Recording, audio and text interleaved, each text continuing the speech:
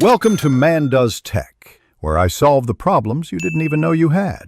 You begin by getting the control you need. Switch to root or prefix commands with sudo so changes apply system-wide. Once you have privileges, make a timestamped backup of /etc//pf. Conf and any state files, this preserves recovery options. Next, stop packet filter activity so history won't grow while you work. Do this immediately. Disabling PF prevents new states and logs from appearing, making the remaining cleanup deterministic and safer for the next steps.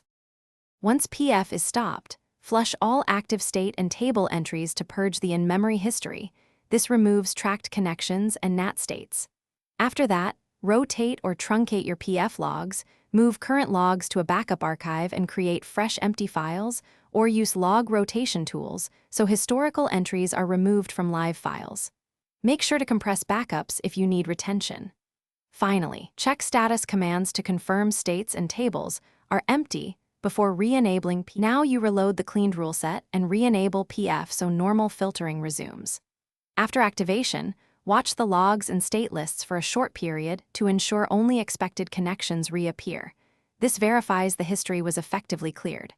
If something goes wrong, packets blocked unexpectedly or services failing, immediately disable PF, restore your saved PF. Conf and state backup, and step through rules one change at a time to locate the conflict. That single troubleshooting move resolves most post. Thanks for watching.